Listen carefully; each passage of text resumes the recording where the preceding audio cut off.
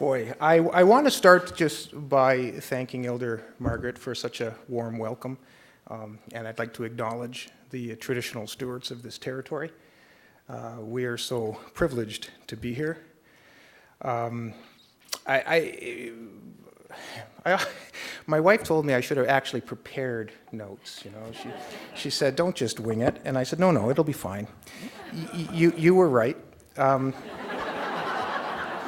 But bear with me. I didn't think that were you all watching the screen tonight of the other honorees over the years of the outstanding alumni? And I am like just walking amongst giants tonight. It is terrific, and I want to congratulate the other recipients, and I want to thank very much the SFU community and the Alumni Association. This is a tremendous honor, and it's even fun, you know.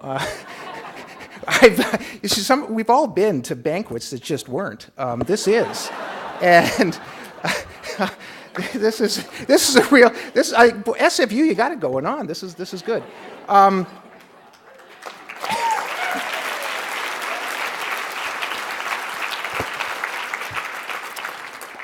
One of the things that makes this so particularly special, of course, for me is that I'm able to share this with some friends and some colleagues, but particularly my family.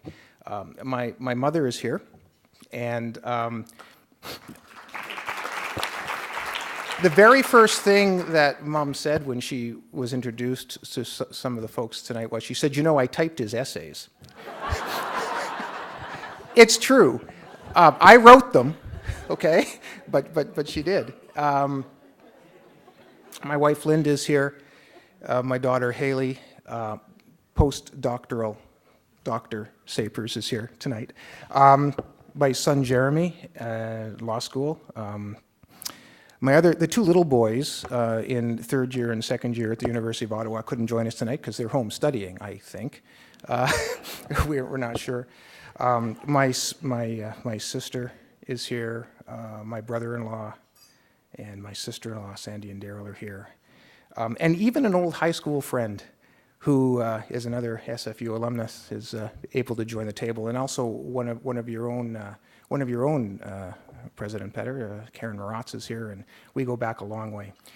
So that makes it really, really special to be able to share something like this. And you know, I've been very privileged in the work that I do. I've had lots of opportunities to be engaged in different kinds of public service and different kinds of public policy, and you heard a little bit about the work that I'm currently doing as correctional investigator, and it's always about community, it's always about family, it's always about just making connections, making relationships, making things better.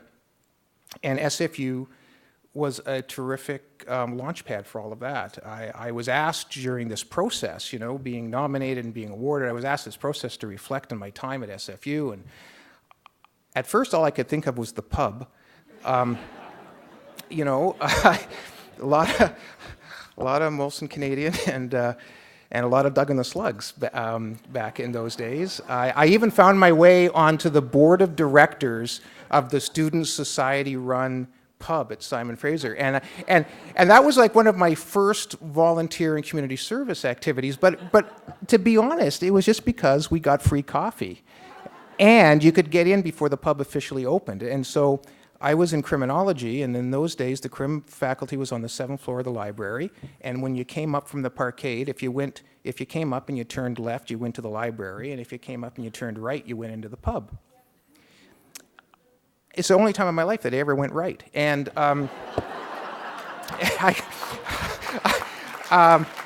you know, getting into that pub early to have that cup of coffee and study made it all possible. I am absolutely humbled and honored by this recognition, and I am so appreciative that people actually care about corrections and the criminal justice system. And so I want to thank you, and I want to tell you that this is going to be very, very motivating to carry on, and it is deeply, deeply, deeply appreciated. Thanks very much.